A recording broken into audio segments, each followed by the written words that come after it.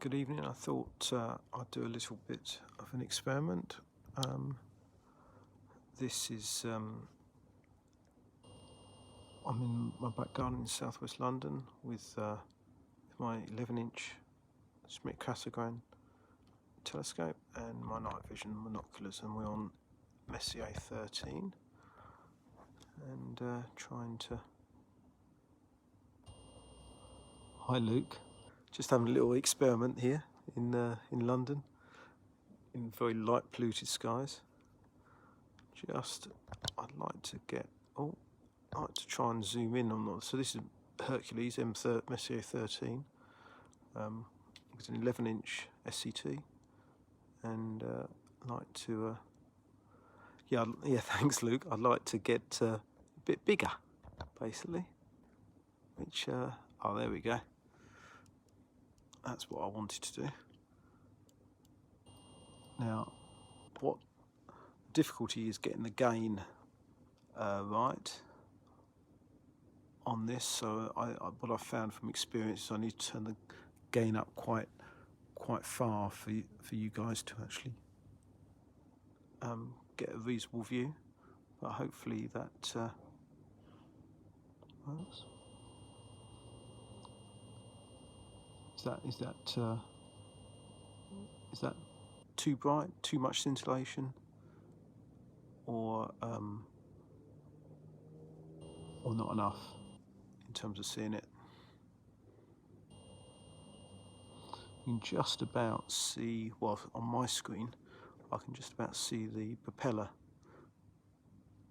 nebula to the propeller nebula, what I'm talking about, propeller aspect of the let's say 13 on the bottom half of it. So I was thinking I'll show you.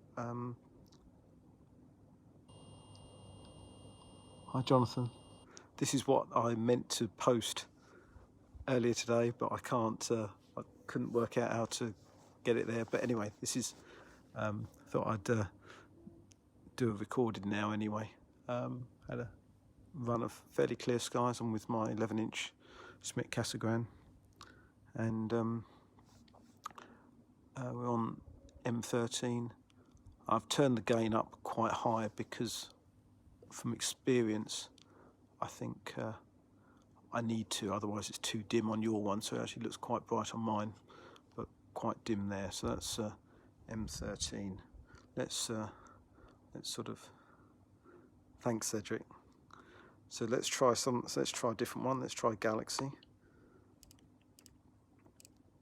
I'm gonna go for the brighter stuff, the easier stuff, and M82.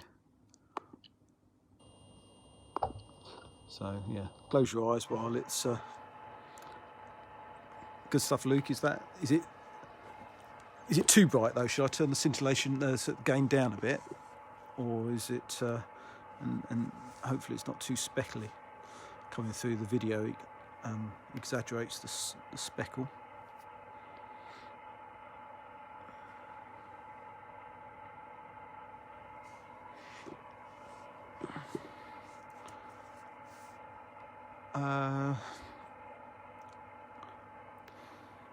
I don't think so on this stuff. It's pretty in terms of doing this something in terms of the night vision binocular. I don't think so for that period of time. It's not particularly bright side. I mean, obviously you wouldn't want to keep it there for hours, but certainly for a minute or two is fine.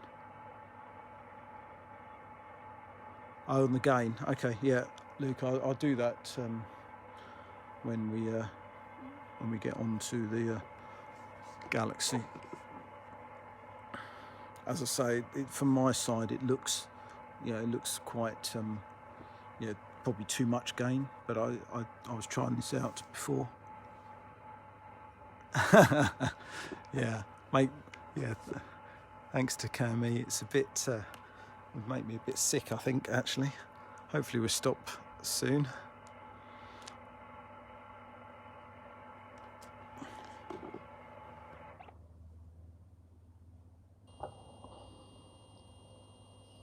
Right.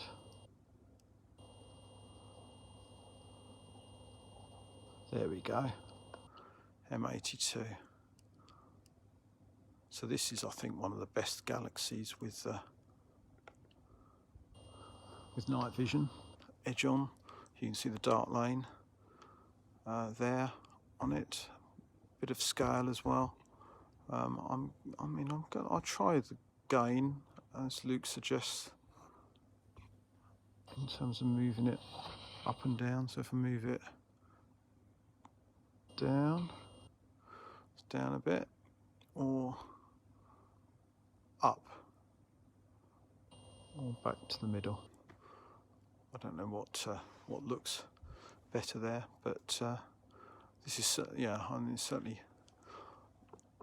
one of my favourite galaxies, and I think it's great that you can actually see that sort of dark lane running through it. I mean, as I say, we're in pretty middle. Okay, good.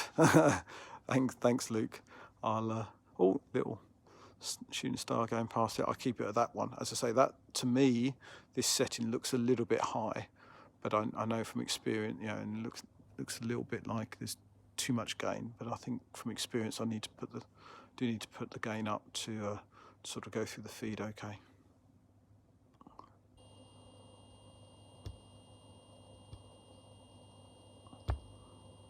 So I'll try and nice shooting star. I'm going to try another. Let's try the needle. Let's try the needle galaxy, and then we'll go for another globular.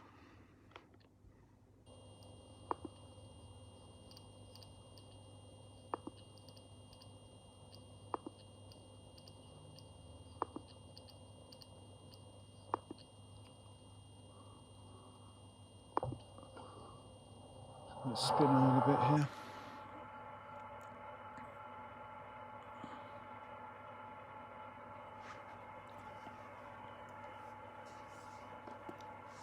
So it's about midnight in the UK at the moment. We get about this time of year, we get just about 1 hour of complete darkness. But as I say, it doesn't really close to the centre of London. It doesn't really matter. The skies are pretty bright anyway, and that's the advantage of night vision, that you actually can see this stuff. Because I know from experience, without night vision, Messier 82, that galaxy is completely invisible, and the clusters are faint smudges rather than the nice resolved objects we get.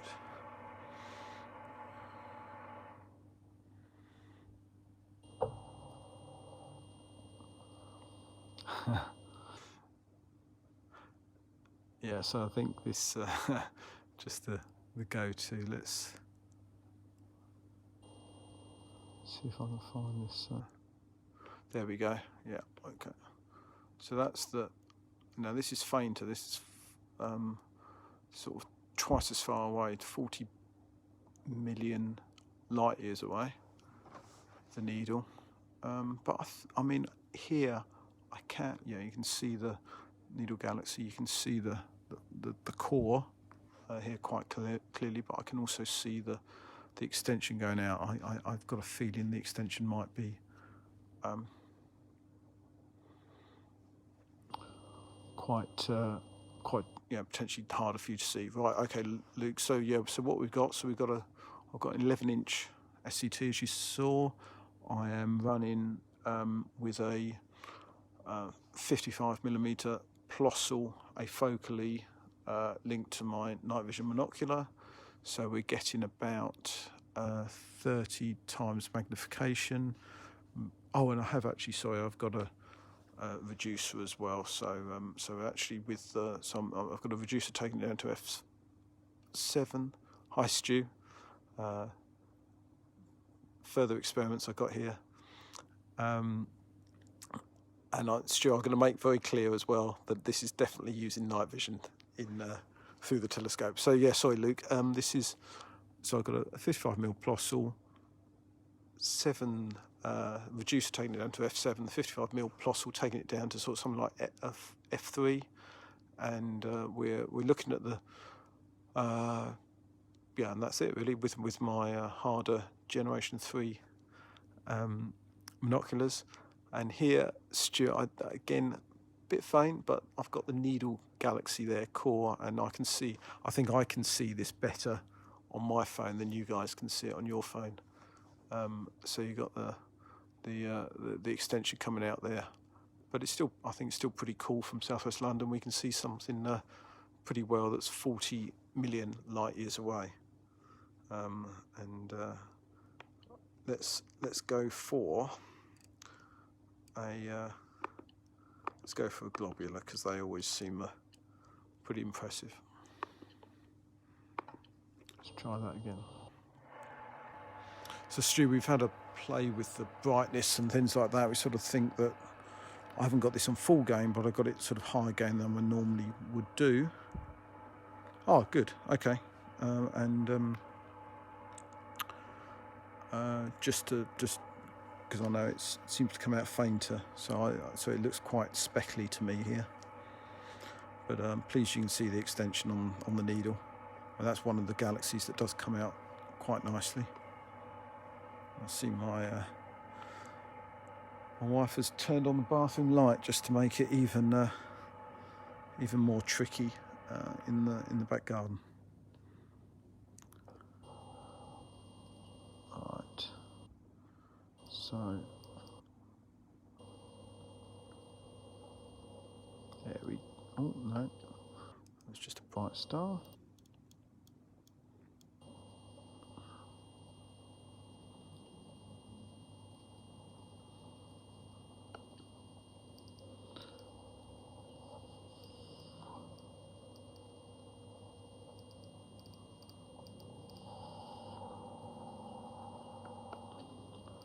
So I've been having problems, Stu, again on the zoom, so hence why, or getting to the zoom bit, so hence why I'm having a little pan around rather than taking the zoom off.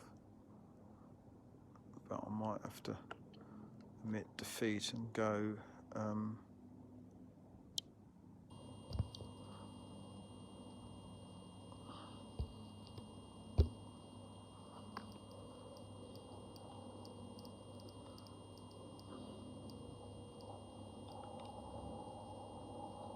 oh, yeah, there we go.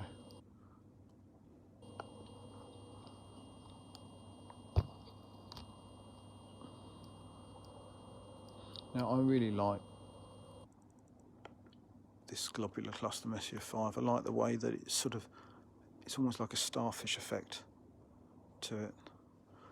And it does, yeah, it seems like on the videos that globular clusters are the best things to have a look at on them. So is that, do you think that gain's about right, Stu, or more or less from your perspective? Oh, what's satellite going through? Quite commonplace at the moment, and the night vision picks it up very easily.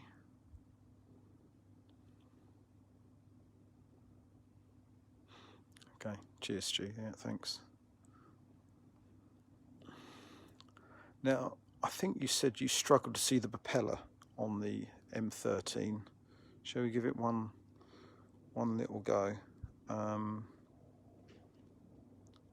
Let's see whether we can get that.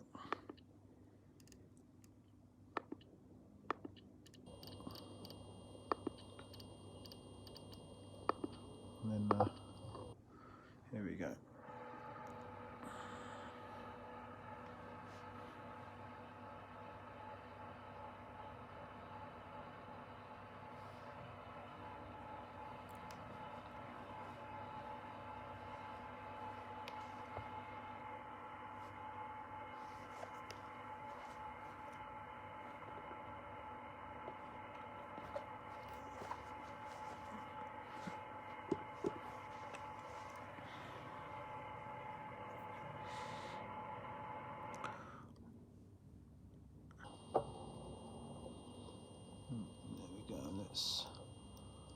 Let's see, yeah, definitely bigger than M5, but not that much bigger.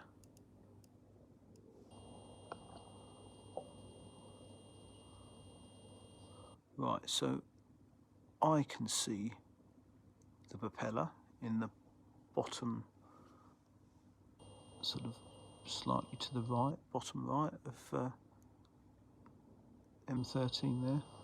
Does it need a bit more image scale for you guys?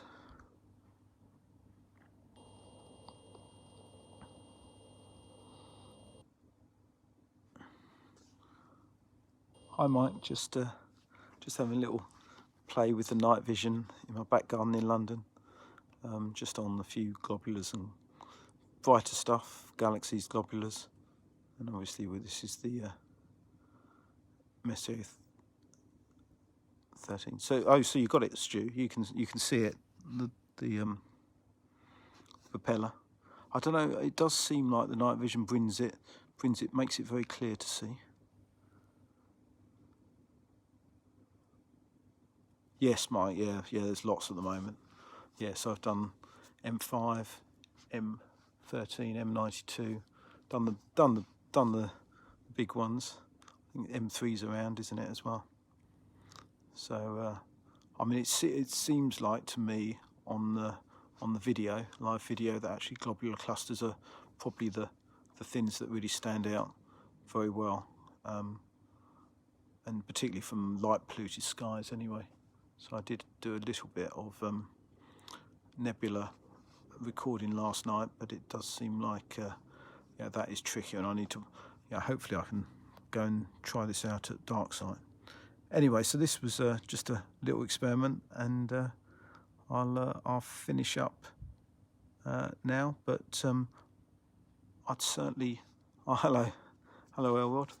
I was we're just on M13 here. M57. I haven't, Stu.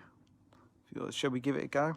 Let's see if I can get it there. But it's just I'd certainly, if you'd be very interested, so the other people that got night vision, to see their if they could do some, you know, broadcasts on Facebook and, you know, this sort of thing. I've hooked up my phone to see what it looks like there in different parts of the world.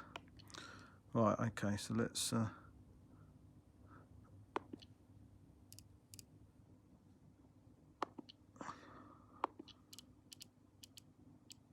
let's try it, Stu.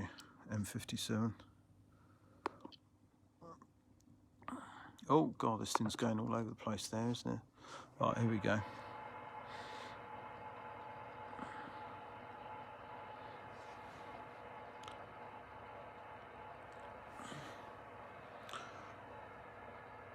So just for people who just joined, it's I've got 11-inch Schmidt crassogran here, and right.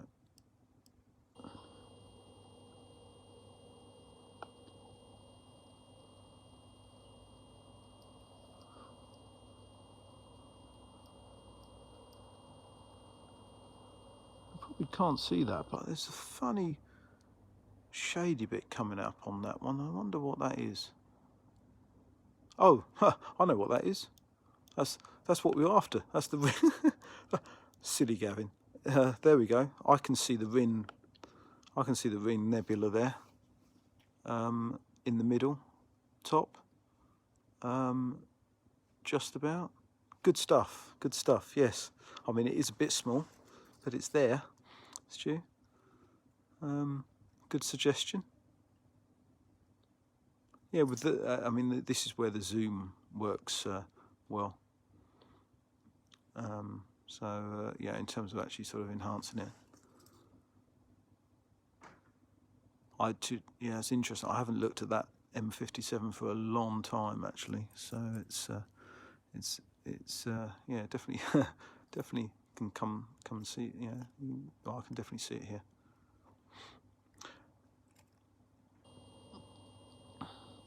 Yeah, Mike. I think the problem is I'm in SQ. That's were you from Light Polluted Skies? Because I'm in. This is sort of London SQM 18 or so, and I've got what have I got on there? Barda 685 filter, just to try and keep some of the light pollution out. But my best results on M27, Stu, were with a hydrogen alpha filter, and it doesn't really look like an apple core. It looks like a whole apple really on that one. But right, I think I'm gonna leave it there and sign off. But that's been, I look forward to having a look at that later on and seeing what it looks like. Good stuff. Thanks everyone.